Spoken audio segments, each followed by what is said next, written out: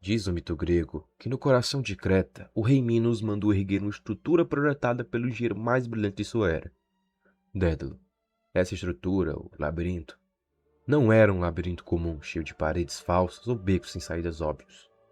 O design de Dédalo era cruel porque cada corredor parecia um avanço legítimo. Você caminhava, fazia curvas lógicas, seguia em frente e, sem perceber, estava cada vez mais preso na armadilha. No centro de toda essa geometria perfeita, habitava o Minotauro, a personificação da violência irracional e do terror. Quem entrava no labirinto experimentava o que os gregos chamavam de apória, literalmente a ausência de caminho, o estado de perplexidade absoluta, onde a razão patina, a lógica falha e você descobre que as suas melhores ferramentas intelectuais só te guiaram para mais perto do monstro. A maioria das pessoas, ao notar que a lógica faliu e que está presa na apória, dá um passo atrás, recua para o conforto das certezas fáceis e das ilusões confortáveis. Mas a história da ciência é feita por uma classe específica de homens, obsessivos, que ao encontrar o labirinto da realidade, decidiram não recuar. Eles sabiam que a física, a matemática e a astronomia eram tentativas de mapear o labirinto do universo, e quando elas atingiam o centro, quando a razão delas bateu a parede da apória, eles decidiram olhar direto para os olhos do Minotauro. O preço cobrado por esse vislumbre costuma ser a carne, os olhos e a própria sanidade.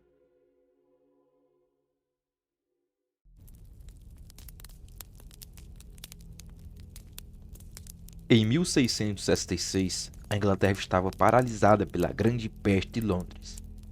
Isolado na fazenda de sua família, em Woolsthorpe, um jovem Isaac Newton, de apenas 23 anos, passava os dias trancado em um quarto escuro, obcecado por um mistério que intrigava a humanidade desde a antiguidade: a natureza das cores. Naquela época, a teoria vigente, herdada de Aristóteles, dizia que as cores eram uma mistura de luz e escuridão, e que os prismas modificavam a luz pura do Sol, que era considerada intrinsecamente branca. Newton desconfiava disso. Ele já havia feito experimentos com prismas e começava a formular uma hipótese revolucionária: a de que a luz branca não era pura, mas sim uma mistura de todas as cores do espectro.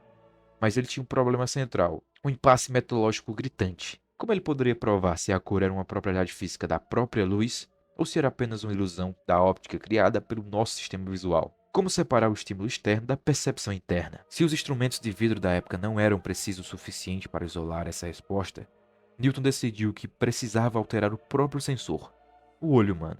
E é aqui que ele entra no labirinto. Newton pegou um bodkin, uma agulha de costura longa, grossa e cega, abriu uma fresta entre a pálpebra e o osso orbital e empurrou a ferramenta até o fundo, pressionando a parte posterior do seu próprio globo ocular, como dita em seus diários.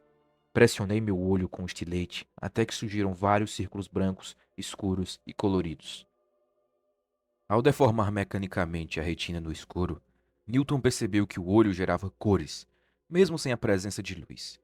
Ele usou a própria carne como instrumento de calibração laboratorial. Ele violou a própria integridade física para arrancar um dado técnico do tecido da realidade. Friedrich Nietzsche, séculos mais tarde, escreveria sobre o peso de se buscar o conhecimento a qualquer custo, afirmando que a verdade é um tipo de erro sem o qual uma determinada espécie de seres vivos não poderia viver. Newton levou isso ao extremo. Ele estava disposto a flertar com a cegueira para garantir que a sua física não fosse uma ilusão. Mas Newton não foi o primeiro e nem seria o último a pagar esse pedágio de carne para a realidade. Décadas antes, na Itália, Galileu Galilei faria exatamente o oposto. Se Newton usou a escuridão do quarto e a ponta de um estilete, Galileu usaria a luz ao extremo. Quando Galileu apontou seu telescópio recém-aprimorado para o Sol, ele não encontrou uma esfera perfeita, imaculada e incorruptível que a teologia católica herdada de Aristóteles defendia. Ele encontrou manchas, regiões escuras, mutáveis, que pareciam feridas na pele do astro-rei. Para a época, isso não era apenas uma descoberta astronômica. Era uma crise teológica profunda.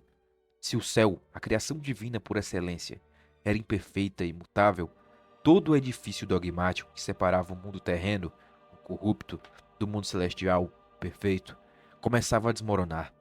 Galileu estava literalmente manchando o divino.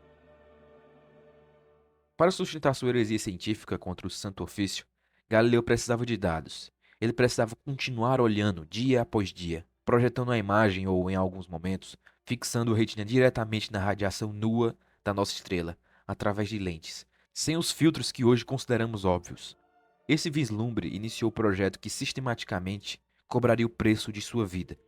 Galileu passou seus últimos anos na escuridão total, cego, condenado pela Inquisição em uma prisão domiciliar perpétua. Há uma ironia trágica e profundamente filosófica aqui. Como Albert Camus escreveu em um mito de Sísifo, o homem consciente do absurdo continua empurrando sua pedra montanha acima. Galileu sabia que o sol estava destruindo sua visão, mas o abismo da verdade era mais atraente do que a segurança da ignorância. Para abrir os olhos da humanidade em direção ao cosmos, ele aceitou queimar os seus. Os séculos passaram, os estiletes de costura foram guardados, e nós aprendemos a construir filtros para os nossos telescópios. Mas o labirinto não sumiu, ele apenas mudou de forma.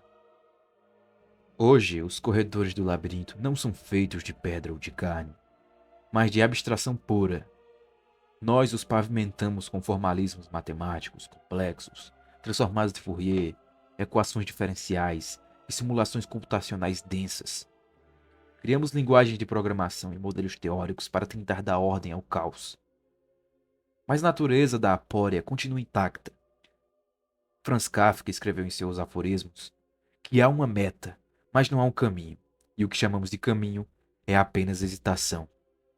Toda essa elegância matemática que a ciência moderna exibe é, no fundo, a nossa forma de hesitar diante do incompreensível.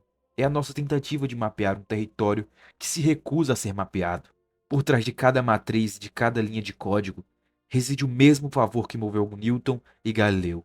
O medo de que, no centro de tudo, a realidade seja inerentemente monstruosa e irracional. No fim, a nossa longa caminhada da ciência nunca foi uma linha reta em direção ao progresso. É um eterno retorno ao coração de Creta. Newton violou o próprio olho para arrancar um segredo da luz.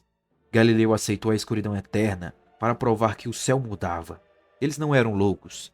Eles eram homens que entenderam que para expandir a fronteira do conhecimento, alguma parte de nossa própria humanidade precisava ser deixada para trás como oferenda. Cada nova teoria que formulamos, cada nova simulação que roda na madrugada, é mais um passo dado nesses corredores geométricos. Nós continuamos caminhando, fazendo curvas lógicas, acreditando que estamos avançando. Mas a verdade é que o labirinto de Dédalo nunca teve uma saída, e no centro dele, a física moderna continua olhando direto para os olhos do Minotauro.